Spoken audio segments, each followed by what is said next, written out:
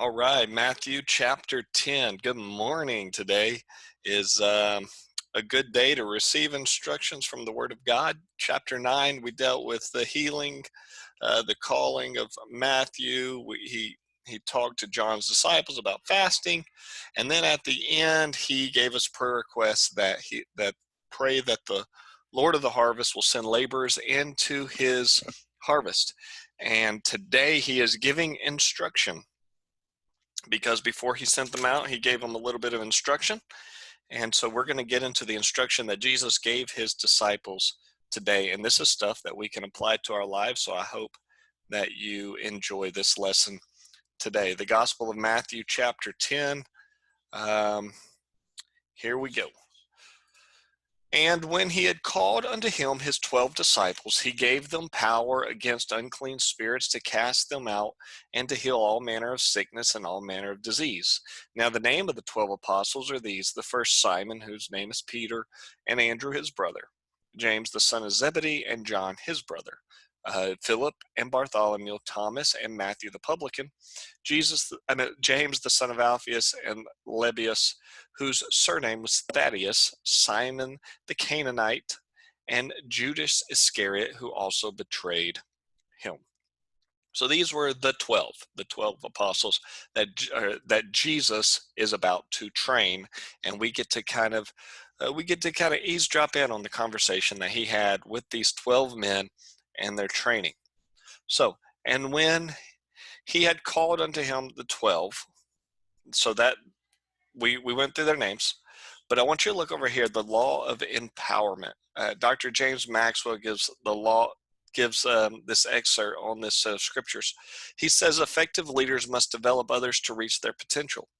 Even though Jesus was not done training his disciples, at some point it's time to end the lecture and empower them. It multiplies his, capital his, influence. So he called them, and then he gave them power. They were not done being trained, but it was time to send them out. And it was a personal call. Jesus selected them, and he called them by name.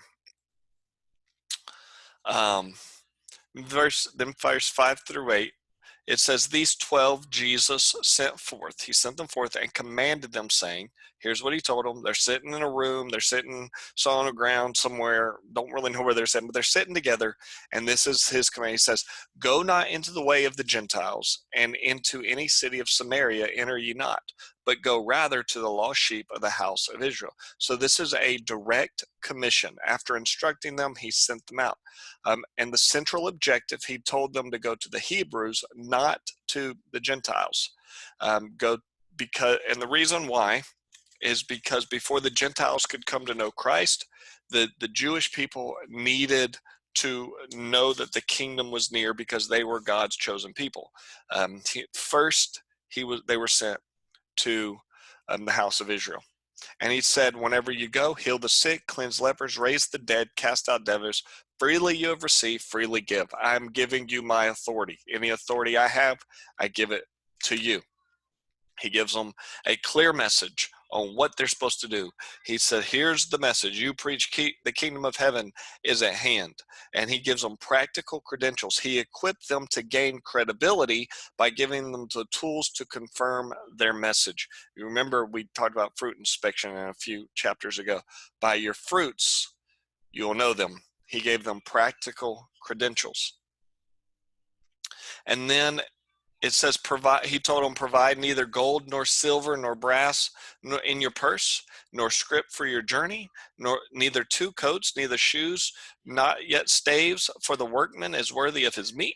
And whatever city or town you enter, inquire who in it is worthy, and there abide till ye go thence. And when you come into a house, salute it. And if the house be worthy, let your peace be upon it. But if it's not worthy, let your peace return to you. And whatsoever shall not receive you, nor hear your words, when you depart out of that house or city, shake the dust off your feet. Verily I say unto you, it shall be more tolerable for the land of Sodom and Gomorrah in the day of judgment than for that city. And so there is confidence in the provision. He instilled a confidence and he gave them a plan to acquire the needs that you need. Don't take things with you whenever you go into the city. If the workman is worth his hire or his meat, that city will take care of you if you're doing your job right. So he gave them confidence in the provision, and then he gave them a very solid conviction. He furnished conviction on how they were to act, both with the friendly and with the critics. And then he tells them that you're going to be sheep in the middle of wolves, but be wise as serpent and harmless as doves.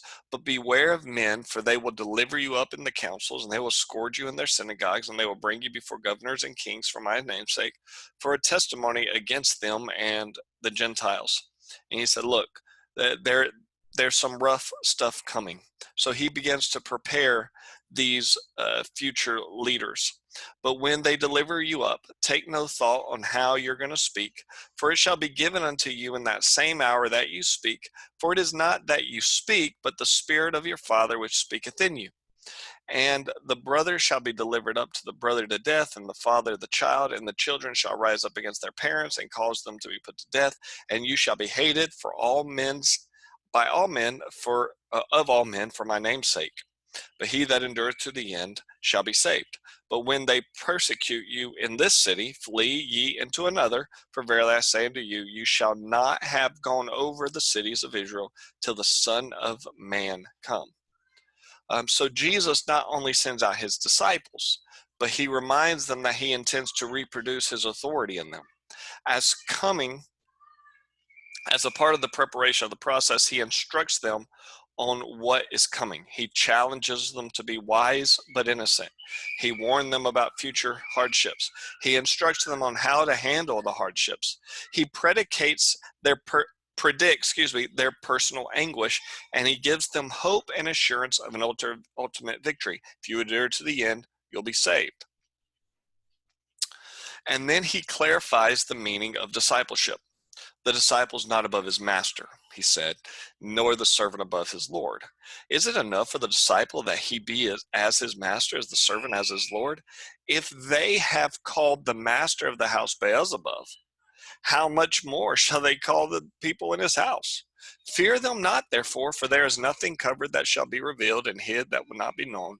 And what I tell you in darkness, speak in the light, and what you hear in the ear, preach on the housetops. And fear not those that kill the body, but are able to kill the soul. But rather fear them which is able to destroy both soul and body in hell. Are not two sparrows sold for a farthing, and one of them shall not fall to the ground without your Father? But the very hairs on your head are all numbered. Fear ye not, therefore, you are more valuable than the sparrow. Whosoever shall confess me before men, him will I confess before my Father in heaven. But whoever will deny me before men, him also will I deny before my Father in heaven. Jesus then clarifies the meaning of discipleship. He continues to prepare them for any contingency. Think of it from a perspective of a boss training someone new. The trainee, or the disciple in this case, must submit to the authority of the trainer, or Jesus in this case. Verse 24 kind of highlights that. Verse 25 highlights that the trainee must recognize that the disciple must train that Jesus can only produce what he is. You can only produce what you have within you. Then the trainees must emulate their leader.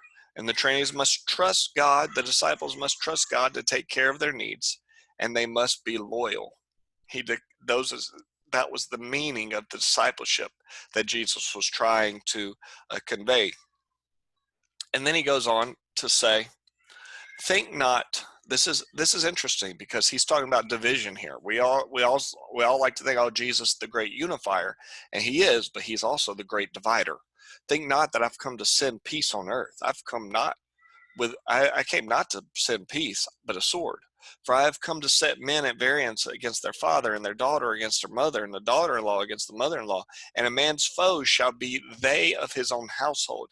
He that loveth father or mother, and this is what he means, he that loves his father more than me is not worthy of me. And he that loveth his son or daughter more than me is not worthy of me. And he that taketh not his cross and followeth after me is not worthy of me.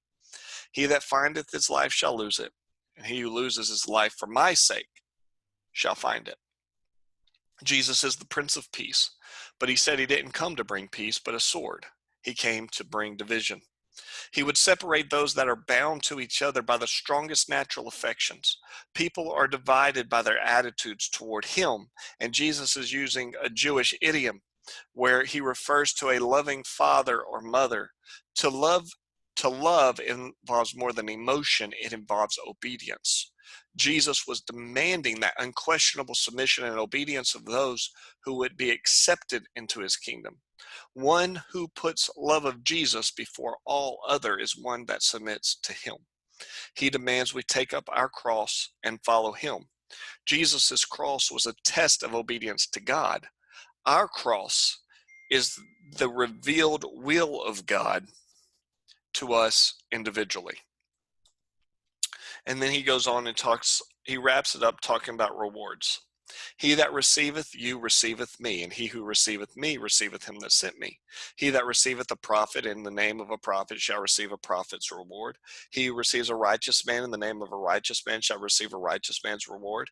And whosoever shall give a cup of water unto these little ones, a cup of cold water, only in the name of a disciple, verily I say unto you, he shall in no likewise lose his reward. What he's saying here is those who extend hospitality to a prophet will receive the reward that God's given to a prophet, likewise with a righteous person. And Jesus is saying that when the 12 preach in a town, there would be those who counted them as God's prophet and righteous. Those people would accept the message, turn their faith to the one whom they were being introduced, and they would be rewarded with the kingdom. Nothing done in God's name is ever forgotten by God.